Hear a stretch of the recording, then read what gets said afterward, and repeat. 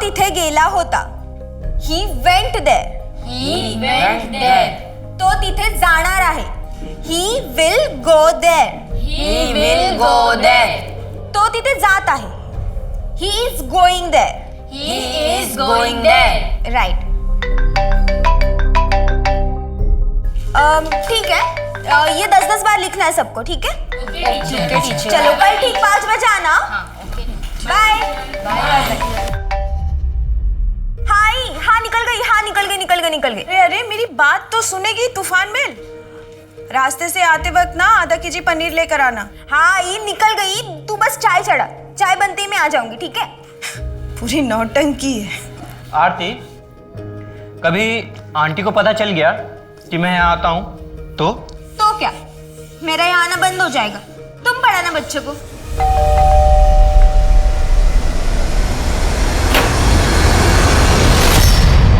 कौन है तू? खालिद.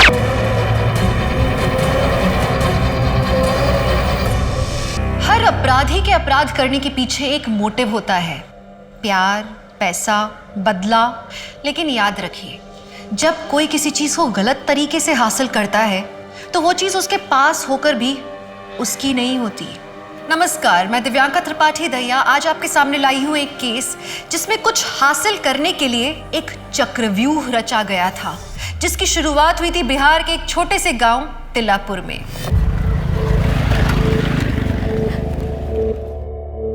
सब खरीदारी बहुत अच्छे से हो गया. बस एक दामाद जी का अंगूठी रह गया है, कल वो भी ले लेंगे. अम्मा, हम मंजू के यहाँ जाए? बुरा गई हो क्या? घर में कितने रिश्तेदार आए बैठे हैं. कल तुम्हारा मेहंदी है. प्लीज अम्मा, हम 10 मिनट में आ जाएंगे. चुपचाप से घर चलो, समझी?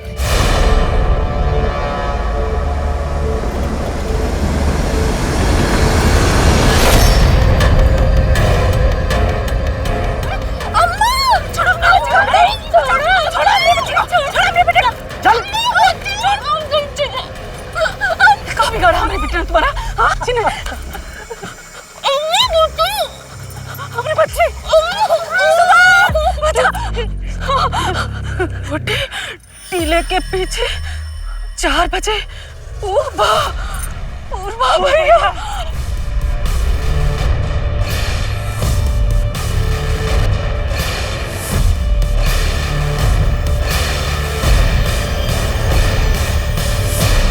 अरे पता है 4 बज गए हैं. खड़े तो है छोटे वाले टीले के पीछे. अब नहीं कोई आया तो अब क्या करें? रखो फोन रखो. लगते आ गए.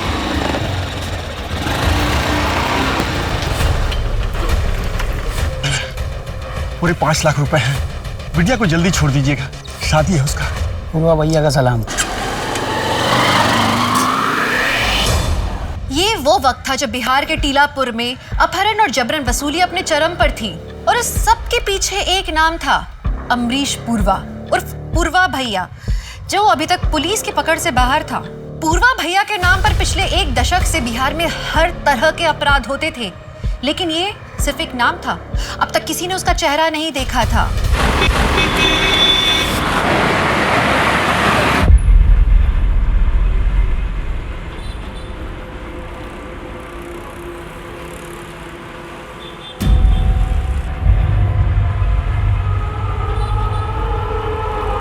राजेश भाऊ, उनको जानते हैं आप क्या? बहुत देर से घूर रहे हैं.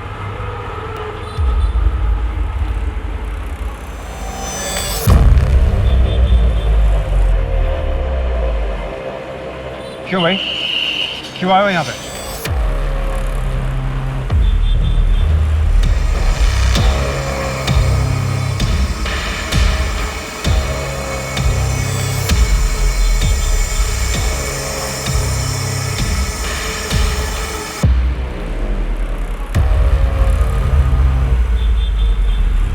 भाऊ, क्या हुआ?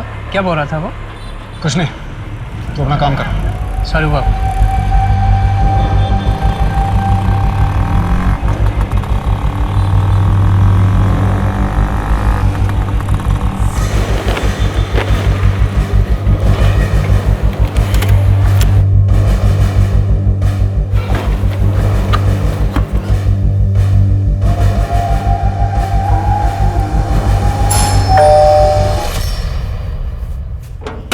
आ गए आप? लाइट।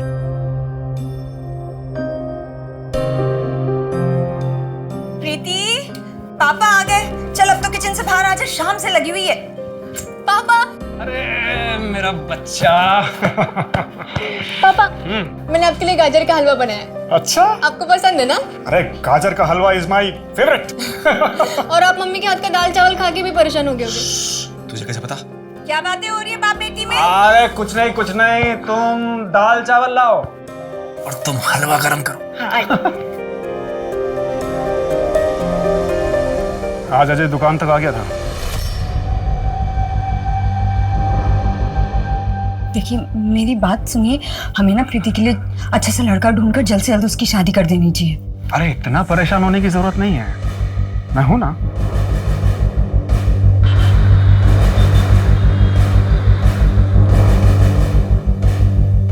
अरे आप अभी तक नहाई नहीं? देखिए नाश्ता रेडी है, ठंडा हो जाएगा, जल्दी कीजिए। 2 मिनट हो गया।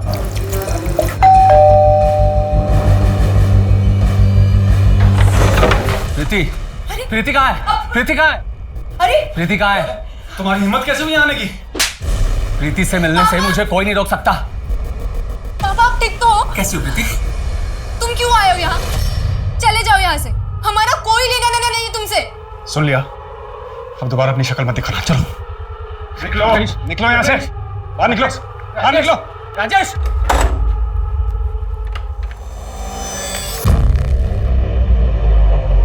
कुछ नहीं हुआ है, इतना घबरा भी रहे हो तुम दोनों? हाँ चलो अपना काम करो। हेमा मेरा टिफिन तैयार करो, मैं तब तक नहा के आता हूँ।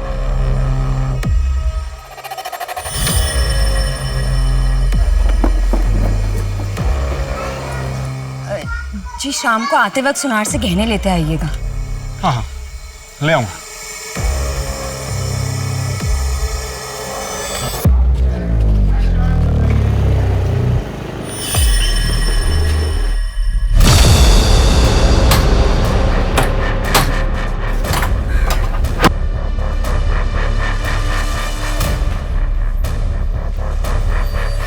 देखिए मैडम, यहाँ पर तो कोई नहीं है। आपकी बेटी आरती 8 बजे तक थी यहाँ पर।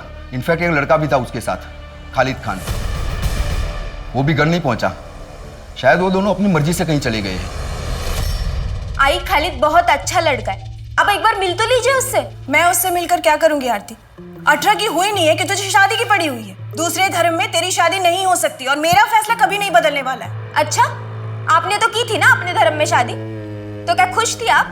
आरती प्लीज आई, एक बार खालिद से मिल लो ना, फिर आप जो कहेंगी वो मैं करूँ। सिर्फ उसकी धर्म की वजह से आप हमारे रिश्ते को मत ठुकराइए। संडे को बुला ले उसे, मगर मुझसे ज्यादा उम्मीद मत रखना।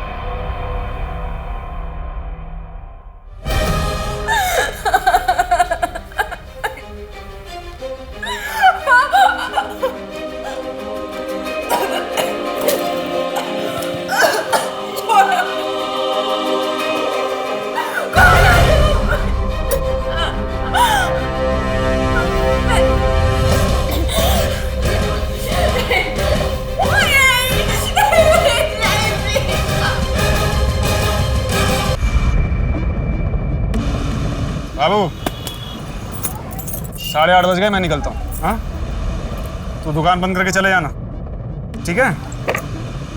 और हाँ सुन, वो सुबह सबसे पहले डिलीवरी मिश्रा जी की है। ओ बाबू, हाँ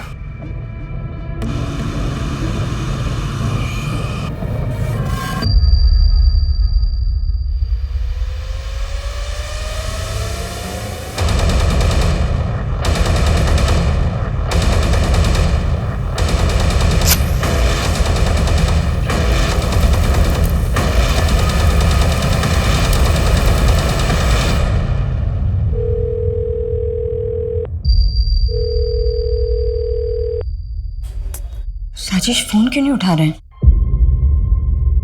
तुम्हारे पापा को मुझसे प्रॉब्लम क्या है? आई शपथ सांगतो, अगर वो हमारे प्यार के बीच में आए ना तो अंजाम अच्छा नहीं होगा। मम्मी, हम पुलिस के पास चले क्या? पुलिस? नहीं, हो सकता है पापा को कोई काम आ गया हो। हम थोड़ा और वेट करके देखते हैं। दरोगा जी, आपको गलत सूचना मिली। पुलिस वाले हमारे प्यार के बीच में आए ना तो अंजाम अच्छा नहीं होगा। मम्मी, हम पुलिस के पास चले क्या? नहीं, नहीं, हो सकता है पापा को कोई काम आ गया हो। हम थोड़ा और वेट करके देखते हैं। दरोगा जी, आपको गलत सूचना मिली। वो देखिए हमारी बिटिया कितनी खुश लग रही है। कहीं से लगता है आपको कि इसका अपहरण हुआ था?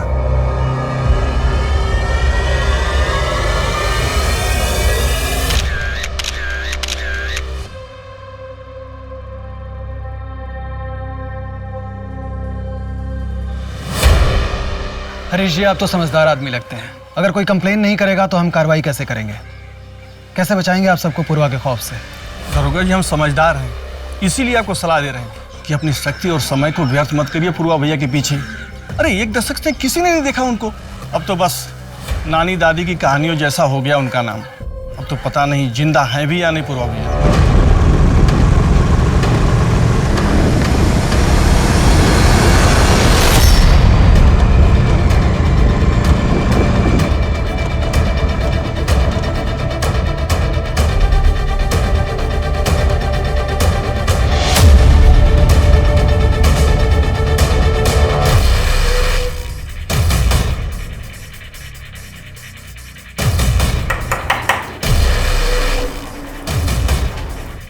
कौन है? रुको, चश्मा लगा के आती हूँ।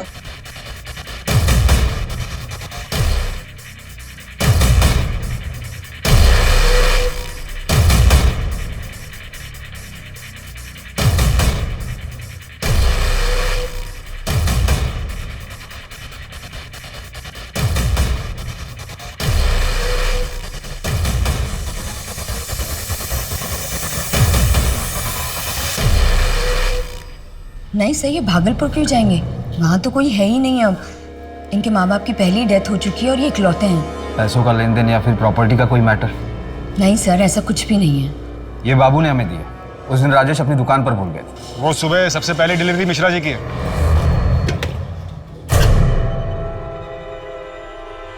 हाँ सही है, राजेश का ही फोन है। पर सर, राजेश अपना फोन कभी नहीं भूलते। किसी औरत के साथ कुछ? नहीं सर, ऐसा कुछ भी नहीं है। राजेश बहुत ही सीधे इंसान है और मुझसे बहुत प्यार करते हैं। अम्मा, पुलिस फिर से आई है। 1000 बार बता चुके हैं, फिर एक बार बताते हैं। 10 साल से हमने उनकी शक्ल तक नहीं देखी है। देखो गायत्री, ये तुम भी जानती हो कि पूरे बिहार में आज भी पूर्वा का आतंक है। अगर वो 10 साल से गायब है, उसे किसी ने देखा नहीं है, तो आज भी उसका इतना दबदबा कैसे है? तो वो आप पता कीजिए ना। पुलिस वाले तो आप हैं, हमें क्यों परेशान करते हो? हमारे लिए कब के मर चुके हैं वो। गायत्री, तुम्हारा घर कैसे चलता है? क्यों, सरकारी भत्ता दिलवाएंगे? लक्ष्मी चुप हो जा। साहब, हम आपके आगे हाथ जोड़ते हैं। हमारी जिंदगी पहले से ही नर्क बन चुकी है, आप उसे और बदतर मत बनाइए। अब जाइए आप। ये सिंदूर लगाना बंद कर दो, जिंदगी अपने आप सुधर जाएगी। मैम, मैंने राजेश के मोबाइल को छान मारा, कुछ नहीं मिला। उसके स्कूटर का भी कहीं कुछ पता नहीं चल रहा है। फैमिली में कोई रंजिश? नहीं मैम, ऐसा तो कुछ सामने नहीं आया। उसकी फैमिली में उसकी वाइफ और बेटी है। वाइफ हाउस वाइफ है और बेटी कॉलेज में पढ़ती है। 5 साल पहले ये लोग पुणे शिफ्ट हुए। इससे पहले भागलपुर बिहार में रहते थे। शिंदे, तुम भागलपुर पुलिस से कनेक्ट करो, हो सकता है राजेश वहां गया। जी मैम, लेकिन मैम हम इन्वेस्टिगेट क्या कर रहे हैं? शिंदे, ऐसे समझ लो कि हम एक पत्नी को उसके सवालों के जवाब देने की कोशिश कर रहे हैं। और हाँ, नेशनल मिसिंग पोर्टल में राजेश की डिटेल्स दे दो। अरे पर बता तो क्या हो रहा है? अरे 2 मिनट बस। अरे यार प्रीति, छोड़ ना, बता क्या है? अरे बताओ तो। हेमा जी, शादी की सालगिरह की बधाई।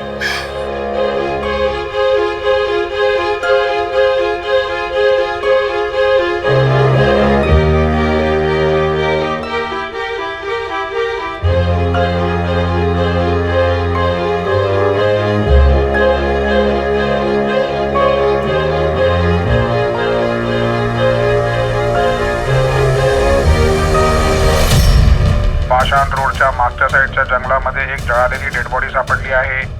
जवळपासच्या पेट्रोलिंग टीम लवकरात लवकर पोहोचा।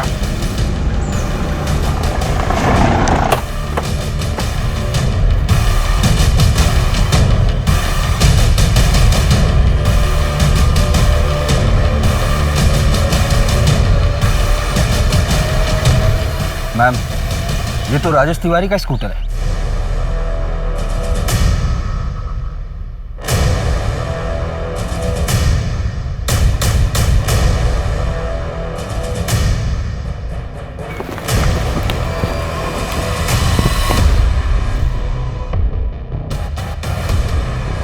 आसपास सर्च करो।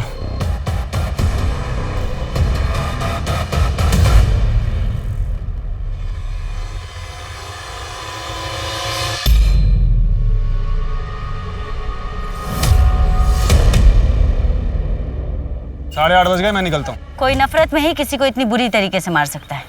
इनका घर प्रांजलि पाटिल नगर में है, दुकान कोथरूड में, और बॉडी यहाँ पाषाण में मिली, बिल्कुल उल्टे डायरेक्शन में। या तो इन्हें किडनैप करके यहाँ लाया गया है या फिर इन्हें कहीं और मार करके यहाँ डंप किया गया है। शिंदे, एक काम करो, फॉरेंसिक टीम को बुलाओ।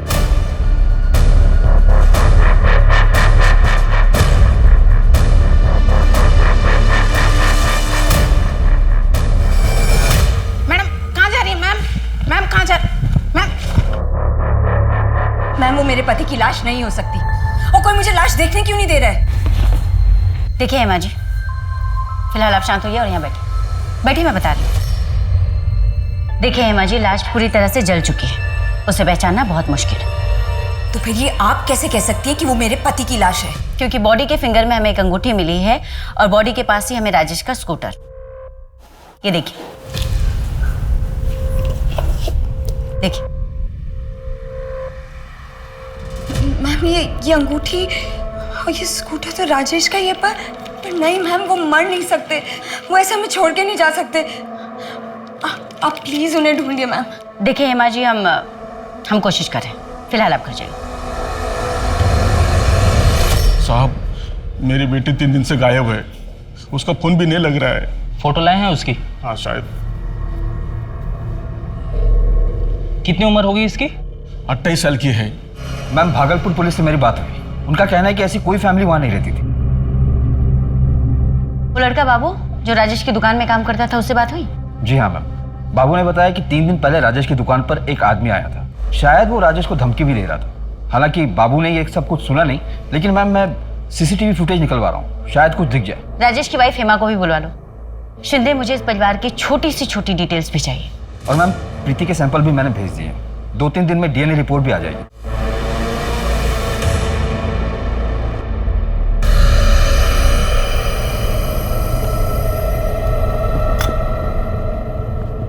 भैया जी, ये पुलिस लोगों ने ना फिर से सूंघना शुरू कर दिया है। पूर्वा उस तूफान का नाम है जो तबाही तो मचाता है, पर किसी के हाथ नहीं आता। टेंशन यहाँ कह रहे हो अभी तुम, रिकवरी पे ध्यान दो।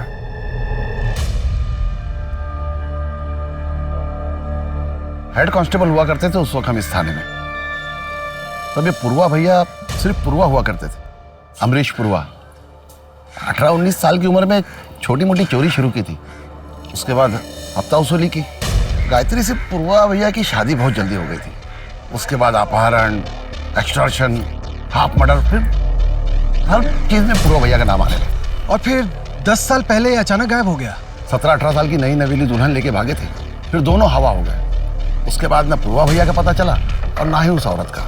लेकिन इन 2-3 सालों में तो काफी नाम आ गया है उसका, कहीं ऐसा तो नहीं कि वापस आ गया है? और पूरे गांव में कोई उसके खिलाफ कुछ भी बताने के लिए तैयार नहीं है। हम एक ऐसे शख्स को ढूंढ रहे हैं जिसकी शक्ल तक हमें नहीं पता है।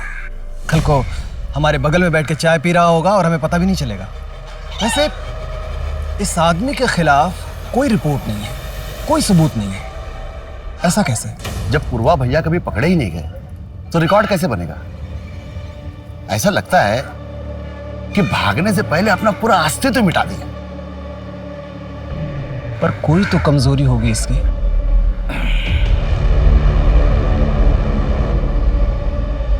ए मुन्ना बेटा, मुझे 1 किलो आलू और 1 किलो प्याज ला के देगा?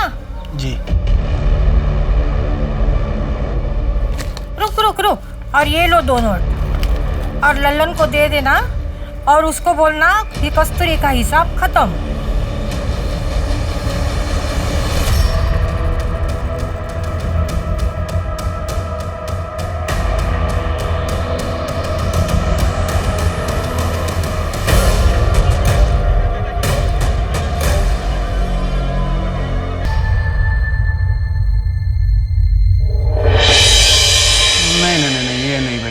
तो नाक ही टेढ़ी है।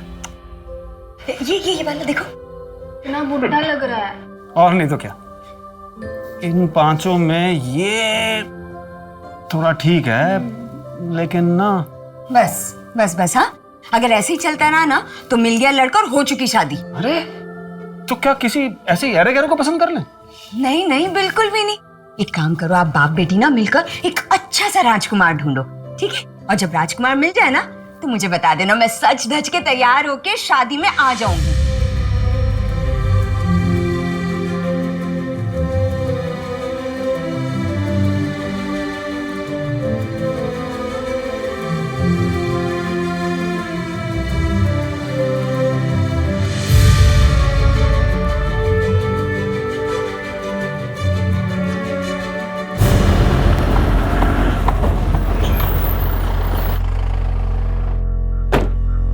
Good morning ma'am. Good morning ma'am, Rajesh Tiwari की पोस्टमार्टम रिपोर्ट आ गई है। पोस्टमार्टम रिपोर्ट के मुताबिक कार्बन मोनोऑक्साइड के सफोकेशन की वजह से उसकी मौत हुई थी। इसका मतलब राजेश तिवारी को जिंदा जलाया गया है। एक सेकेंड हैंड फर्नीचर शॉप वाला जिसकी जिंदगी में हमें अभी तक कुछ भी सस्पिशियस नहीं मिला, उसे भला कोई ऐसे क्यों मारेगा? सर, डीएनए रिपोर्ट आ गई है।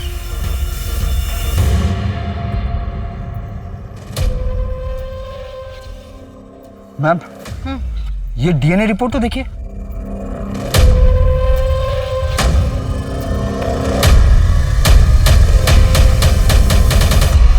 हम कब तक यूं ही पैसे भेजते रहेंगे? हाँ, कब बंद होगा ये सब? हाँ हाँ, मुझे पता है कि अचानक बंद नहीं कर सकते, पर कुछ तो करना ही पड़ेगा ना। अब देखो, वो अजय तो घर तक पहुंच गया है। हम कब तक दूर रख पाएंगे प्रीति को उससे? ये सब तुम्हें यहाँ आने से पहले सोचना चाहिए था ना हेमा।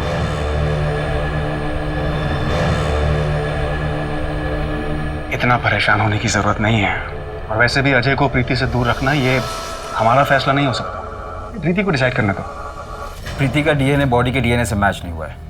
वो डेड बॉडी राजेश की नहीं है। देखा, मैंने आपसे पहले ही कहा था कि वो मेरे पति की लाश नहीं है। बस करो मम्मी, बहुत हो गया। अब सच्चाई कबूल कर लो, पापा नहीं रहे। सर, मम्मी ने दूसरी शादी की थी। मेरे बायोलॉजिकल फादर का नाम संतोष गुप्ता है। सर, मुझे यकीन है, मेरा दिल कहता है कि वो जिंदा है। पर शायद किसी मुसीबत में, प्लीज आप उन्हें ढूंढना बंद मत कीजिए। अच्छा, आपकी और राजेश की शादी कब हुई थी? 5 साल पहले। और आप दोनों ही भागलपुर से नहीं हैं? जी, मैं सासाराम से हूँ और ये भागलपुर के हैं। मेरा पहला पति संतोष मुझे और प्रीति, हम दोनों को ही बहुत मारता था। राजेश की मिठाई की दुकान हमारे घर के सामने ही थी। वहीं से हमारी दोस्ती शुरू हुई। राजेश को हमारा दुख दर्द दिखता था, वो समझता था, इसीलिए हम उसके साथ भाग के यहाँ पूना आ गए। और ये संतोष कहाँ है अभी? सासाराम में? जी, परसों उसका भाई अजय यहाँ घर पे आया था। प्रीति, प्रीति कहाँ है? प्रीति कहाँ है? मतलब जिस दिन राजेश गायब हुए उसी दिन? हाँ, मैं अभी अजय को फोन करती हूँ। एक मिनट, आप अजय को कॉल मत कीजिए, आप बस उसका नंबर हमें दीजिए। और एक आखिरी सवाल है मुझे, क्या राजेश ने कहा था आपसे कि वो भागलपुर से? हाँ। क्यों?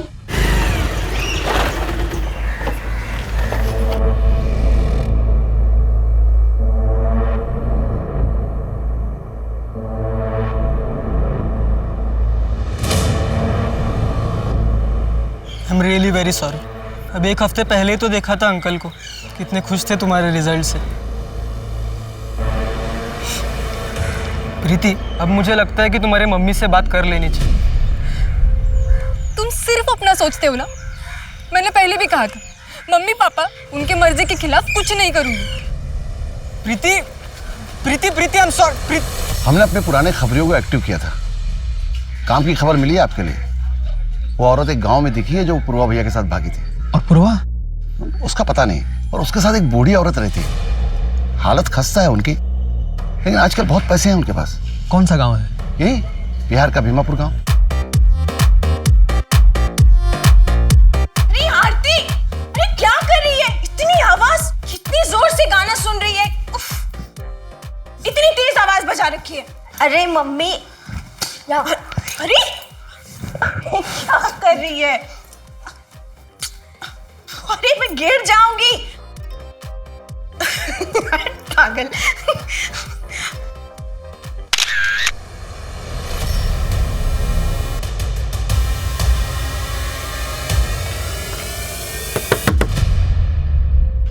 तरुण बेटा, बेटा आरती कैसी है? तुमने उन्हें बताया कि मैं उनकी शादी के लिए तैयार हूँ, बस एक बार वो घर आ जाए। आंटी मुझे सच में नहीं पता कि आरती और खालिद कहाँ गए हैं। उनका तो नंबर भी कल से बंद आ रहा है। मैं तुम्हारे सामने हाथ जोड़ती हूँ, खालिद तो तुम्हारा बहुत अच्छा दोस्त है ना, तुम्हें तो पता होगा वो लोग कहाँ गए हैं। एक बार मेरी उनसे बात करा दो प्लीज। मैम अजय जब से पुणे आया है उसके बाद से वो अपने गांव गया ही नहीं। तो क्या अजय ने राजेश को मारा हो ताकि हेमा और प्रीति उसके भाई संतोष के पास वापस लौट जाए? पॉसिबल है मैम। संतोष से कोई बात हुई?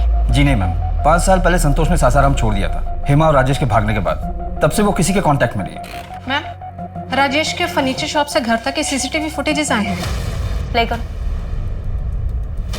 मैंने ये कोथरूड रोड का फुटेज है, ये चांदनी चौक ब्रिज के पहले का फुटेज है और ये पाषाण रोड का फुटेज है। मैम मतलब राजेश चांदनी चौक ब्रिज से सीधे प्रांजलि पाटिल नगर ना जाकर जहां उसका घर है, राइट लेकर पाषाण की तरफ जाता है। क्यों? हो सकता है किसी ने मिलने बुलाया। पर किसने? उसकी कॉल डिटेल्स में तो हमें ऐसा कुछ मिला नहीं। और बाबू ने भी बताया कि राजेश की दुकान पर उस दिन कोई मिलने नहीं आया था उसे। फिर राजेश पाषाण की तरफ क्यों गया? ठीक है, आज रात 9:30 बजे पाषाण में आ जाना। मैं दुकान से पैसे लेकर सीधा वहीं आ जाऊंगा। क्या पापा को अजय चाचा ने मारा है? मेरे राजेश को कुछ नहीं हुआ है। तो खबरदार आगे से ऐसी बकवास की तो। हेमा जी, हमें सीसीटीवी फुटेज से पता चला है कि आपके पति पाषाण गए थे। आपका कोई फैमिली फ्रेंड या कोई रिश्तेदार रहता है वहां पर? नहीं मैडम। किसी से मिलने वाले थे वहां पर? कुछ बताया था पहले आप? नहीं, मुझे तो हाँ, मेरे कुछ गहने दिए थे पॉलिश करने के लिए शिवनगर में। हो सकता है वही लेने गए हों। कितने गहने? जी, एक हार, 2 अंगूठियां और 1 जोड़ी इयररिंग्स। और राजेश जी गहने लेने जाने वाले, ये बात किस किस को पता थी? मुझे, प्रीति और राजेश को। ज्वेलर का नाम और नंबर?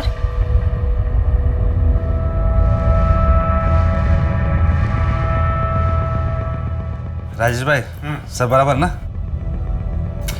सब बराबर। परसों आए थे राजेश। कितने बजे? यही कोई रात में 9:15 बजे।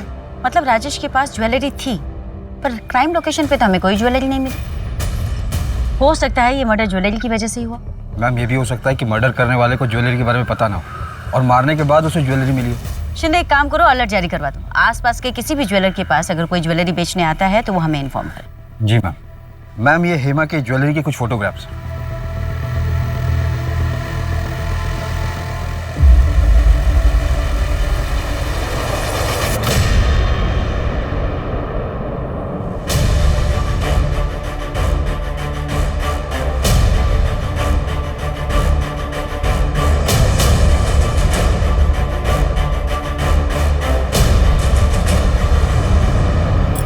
आपके लिए खाना लगा दूं?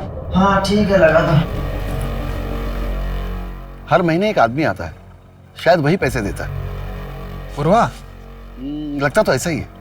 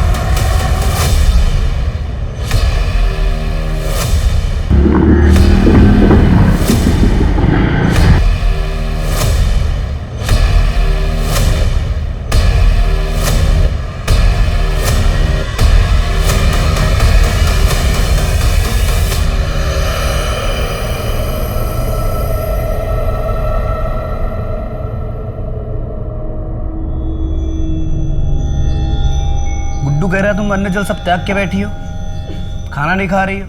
अच्छा चलो हम खिलाते हैं। लो मुँह खोलो।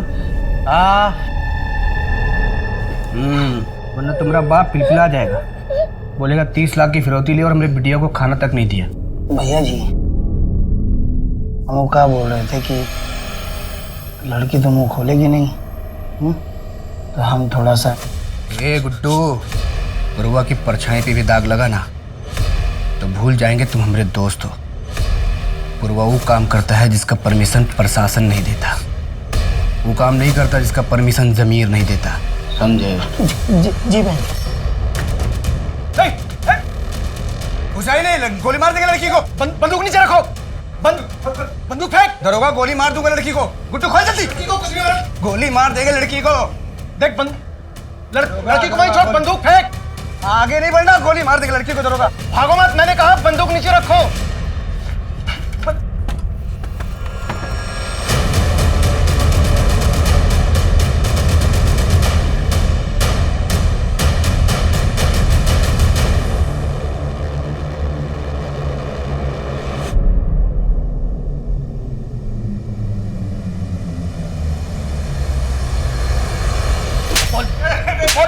पूर्वा भैया की तलाश में पुलिस को कुरियर से कैश भेजने के सिस्टम का पता चला, जिसके बाद पुलिस पहले कुरियर वाले लड़के और फिर उसके जरिए उस मोबाइल की दुकान तक पहुंची जहां से पैसे भेजे जाते थे।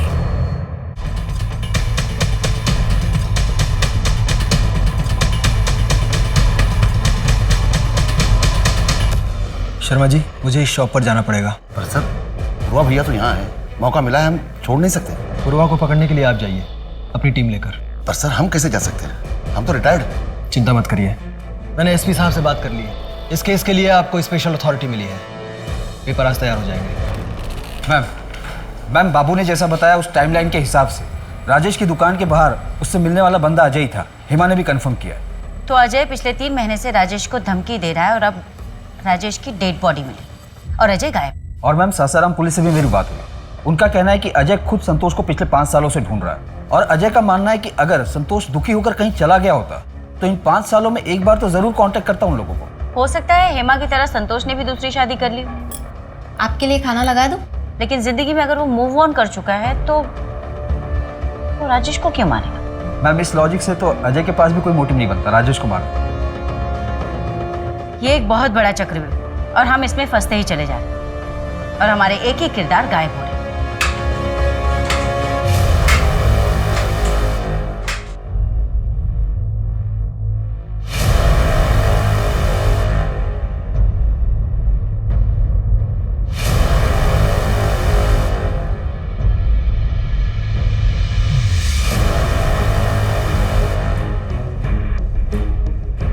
लाखों कोशिशों के बाद पुलिस के हाथ अब तक असली अपराधियों तक नहीं पहुंचे थे। कुछ नाम सामने आए थे, लेकिन अभी कईयों के रंगमंच से पर्दा उठना बाकी था। क्या पुलिस राजेश मर्डर केस पर पड़ी धुंध हटा पाएगी? राजेश की फैमिली और वो अमरीश पूर्वा को कैसे और क्यों जानते थे? क्या पूर्वा भैया की तारें राजेश या हेमा के अतीत से जुड़ी हुई थी? इन सबसे अलग कोई और था जिसकी अपनी खोज ने पुलिस की इन्वेस्टिगेशन को एक नया मोड़ दे दिया।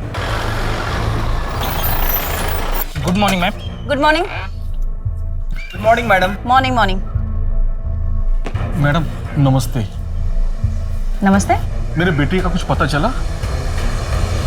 मैडम वो मिसिंग कंप्लेंट तो मैंने दर्ज की थी, लेकिन लड़की बालिग है तो मैंने ज़्यादा कुछ किया नहीं।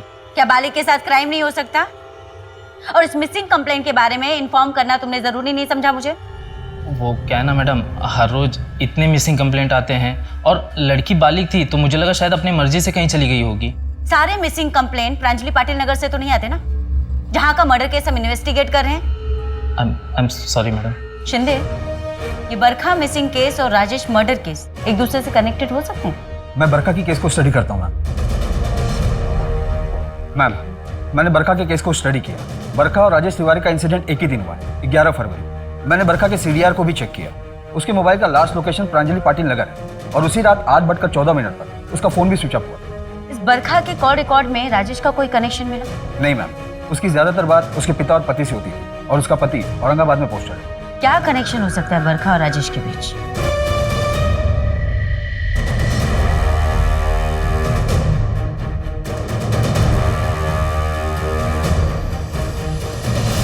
ये मोबाइल शॉप आपके जुरिस्डिक्शन में आती है। ये फुटेज 1 सप्ताह पुरानी है। हमें इस औरत की तलाश है। ये इसे तो हम अच्छी तरह से जानते हैं।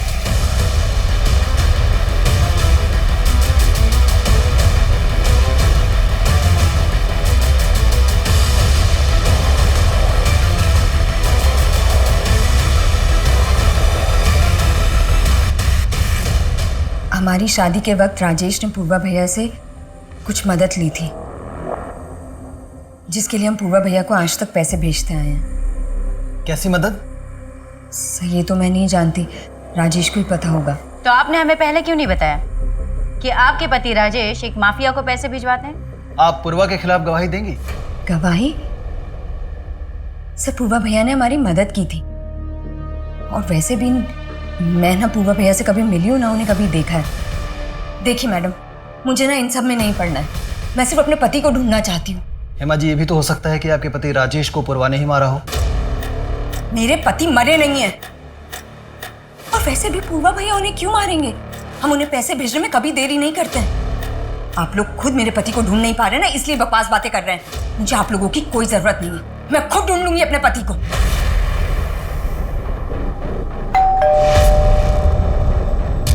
मैडम आपका पार्सल।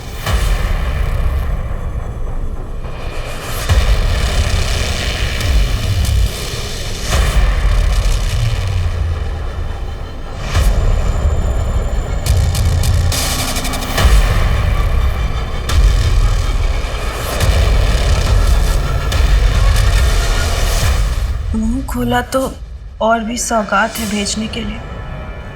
अगले खत का इंतजार करो।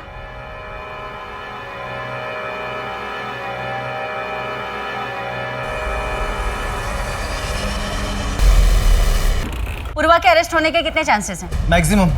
लेकिन पूर्वा के खिलाफ ना हमारे पास कोई कंप्लेन है और ना ही कोई सबूत। इसलिए तो मैं बिहार से इतनी दूर आया था कि हेमा उसके खिलाफ बेझिझक गवाही दे देगी। सॉरी मिस्टर पंडित, मैं इस केस में आपकी ज्यादा मदद नहीं कर पाई। No it's okay, you helped a lot. वैसे मैं इस केस के बारे में अपडेट देता रहूंगा आपको। Thank you. Thank you.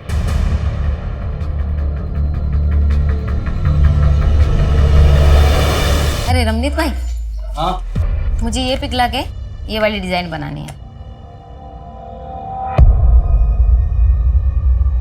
हाँ हो जाएगा, आप दुकान पे आ जाइए। दुकान पे नहीं, यही करना है। आपका जो भी मेकिंग चार्ज होगा मैं डबल दूंगी। अगले शुक्रवार को आती हूँ। अबे पिछले 20 साल से पुलिस हमको ढूंढ रही है, लेकिन हमारा बाल तक नहीं मिला उनको। और सुनो, तुम्हारी हालत ज्यादा टाइट हो रही है ना, तो हम उठा लेंगे मंसी को। फिर तुम जाओ अपनी घरवाली के गोद में सर रख के सो जाओ। हट, पकड़ इसको। होशियारी निकलना तो छेद देंगे अभी। हाँ ठीक है, ठीक। ले चल, ले चल, ले चल, चल। साहब जान, हमने कुछ नहीं किया साहब। हमको ज्यादा देर रख नहीं पाइएगा। तूफान का दूसरा नाम पूर्वा है। कोई गवाह और सबूत है तो बताओ, वरना जाने दो हमको। ओ चाचा, अरे बहुत भूख लगी, एक काम करो, सिंघाड़ा और चटनी मंगाओ। तीखी वाली चटनी मंगाना, तीखी, जल्दी मंगाओ, भूख लगी।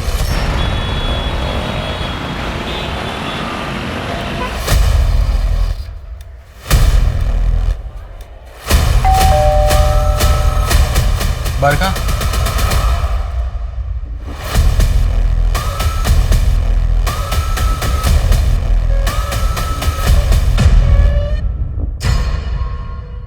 टिप सही थी मैम।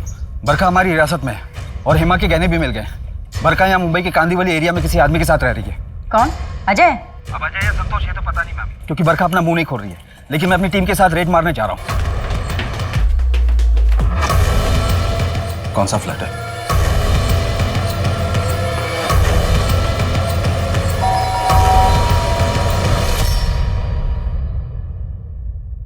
पुणे चलें?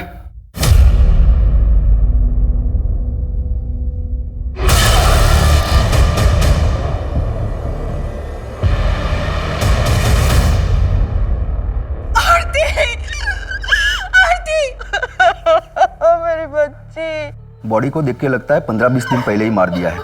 हमें खालिद की भी लाश मिली है। उसको भी शायद उसी दिन मार दिया था जिस दिन दोनों गायब हुए थे। क्या आरती का किसी के साथ झगड़ा था? या आपका किसी के साथ झगड़ा या कोई पुरानी दुश्मनी?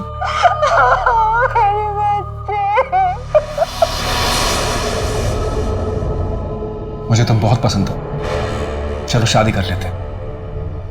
नहीं, अब मेरी उम्र शादी की नहीं है, आरती की है। अब मुझे उसकी शादी के बारे में सोचना है, अपनी नहीं। मतलब आरती की वजह से तुम मुझसे शादी नहीं करोगी? तो मिलना बंद कर दो मुझसे। ना सुनना बर्दाश्त नहीं है हमको। सुनो तो राजेश। काकी 1 किलो चावल और आधा किलो शक्कर।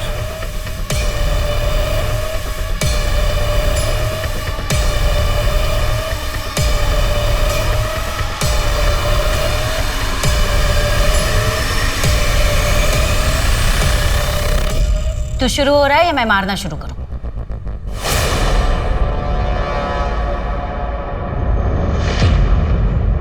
मुझे अपनी उम्र की एक लाश चाहिए थी, मेरे जैसे कदकाठी वाली, जिससे राजेश तिवारी की पहचान खत्म हो जाए। मैंने अजय को चुना। वैसे भी उसने मुझे बहुत परेशान किया था, हाथ उठाया था मेरे ऊपर। मुझे बरखा पसंद आ गई थी। मैंने अपना जाल फेंका और वो उसमें फंस गई।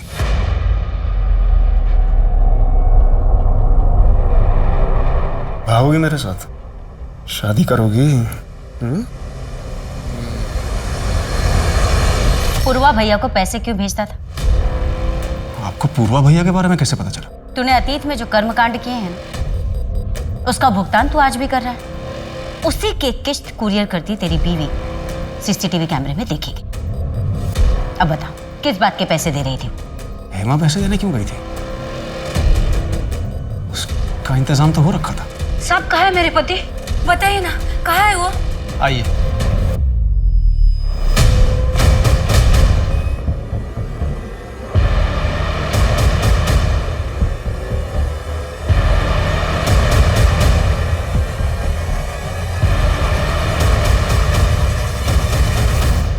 तू असली पूर्वा नहीं है ना? कौन है असली पूर्वा? कौन है असली पूर्वा? मैं ही हूं अमरीश पूर्वा। आरती को क्यों मारा? उसकी मां दामिनी ने मुझे ना बोला था। अमरीश पूर्वा को कोई मना नहीं कर सकता। तू तो बरखा से प्यार करता था, उसी के साथ भागा था ना? दामिनी ने मना किया, क्या उसका इंतजार करने बैठता? आ गई दूसरी पसंद। दूसरी नहीं, चौथी। सुनीता, हेमा, दामिनी, बरखा, तेरी पहली बीवियां तो आज भी तेरा इंतजार कर रही है। और वो सुनीता, वो तो आज भी तुम्हारी माँ की सेवा कर रही है। वो लेडी कस्तूरी तेरी माँ है ना? हाँ,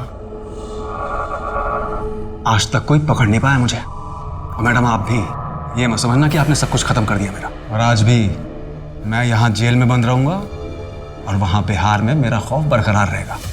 तू बहुत बड़ी गलतफहमी में पूर्वा। तेरा नाम और तेरा वजूद दोनों मिट चुका है। और तेरी गैंग, उसे भी बिहार पुलिस ने पकड़ लिया। और वहां जिसे तूने पूर्वा बनाकर रखा था ना, वो गणेश, वो भी तेरी तरह जेल में सड़ रहा है। कानून तेरे किए कि जो सजा तुझे देना है वो देगा, लेकिन तू जेल में सड़ते हुए ये सोचते रहना जिंदगी भर कि जिन औरतों के साथ तूने जो खिलवाड़ किया ना, उन्हीं ने तेरा खेल बिगाड़ा। उन्हीं की वजह से तू आज जेल में पहुंचा। और हाँ, आज एक औरत ने ही तुझे गिरफ्तार किया है।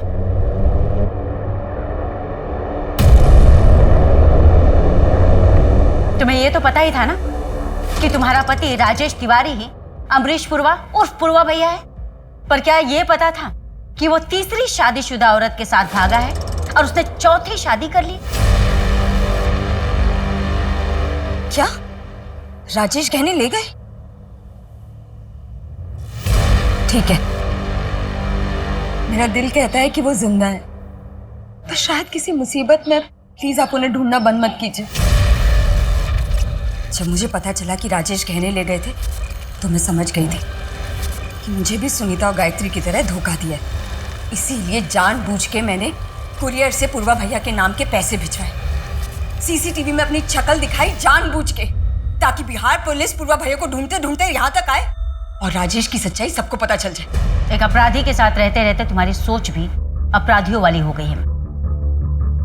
और हम तुम्हें संतोष की मर्डर की साजिश के जुर्म में गिरफ्तार करते हैं। क्यों मम्मी, क्यों? क्या जरूरत थी ये सब करने की? तूने सब बर्बाद कर दिया।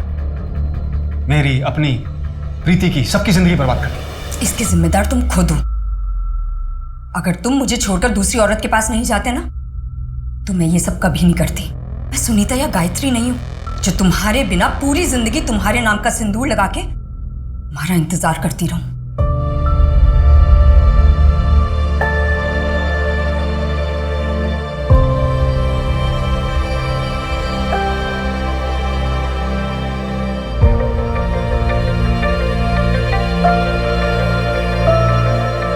हेमा कहीं ना कहीं एक धोखा खाई हुई औरत थी जिसने राजेश उर्फ पूर्वा नाम के बीज को पुलिस की झोली में डाला था बदला लेने के लिए।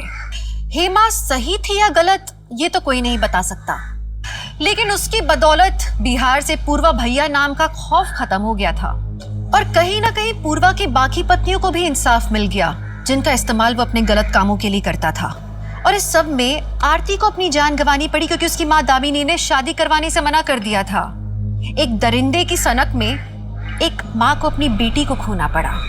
अमरीश पूर्वा जैसे बहरूपी आप पर कहीं भी ताक रखे बैठे हो सकते हैं, इसलिए बहुत जरूरी है कि लोगों का चुनाव आप जिंदगी में सोच समझ कर करें, सतर्क रहें, सुरक्षित रहें और देखते रहें क्राइम पेट्रोल सतर्क। तो मैं दिव्यांका त्रिपाठी दहिया अब लेती हूँ आपसे विदा।